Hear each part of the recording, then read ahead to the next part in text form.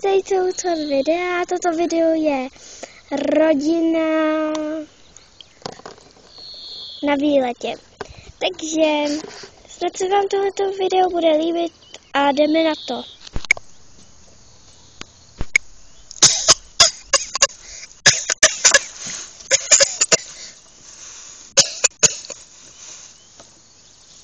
Co tak je?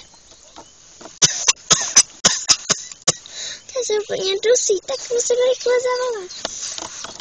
Dobrý den, je lék na kašel? Ano, ale je moc daleko. Je to pampeliška léčivá. A kde je? Kde může být třeba? Někde daleko v horách. Děkuji moc za shledanou. Rychle. Slyšíte? No tady. Vstávej, rychle. Co je, mami? To, jak bych to řekla. Naše malá má strašný kašel a je to moc daleko, na horách. Tam musíš najít pampelišku léčivou. Cože, tak daleko? Ale když nemáme ani auto. No tak tam půjdete pěšky. Já vám dám nějaký jídlo. Tak dobře.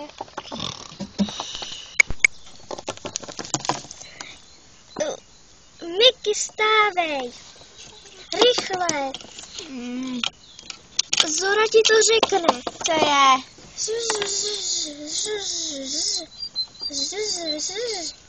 Co? Cože?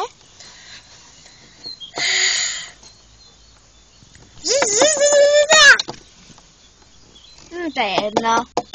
Hele, ty mě neposloucháš. A co je? No, že naše malinká sestra má strašný kašel, tak musíme jít nahoru. A kam? Na hory, protože tam je pampeliška léčivá a to musíme rychle. Nebo půjdeme zítra? Jo.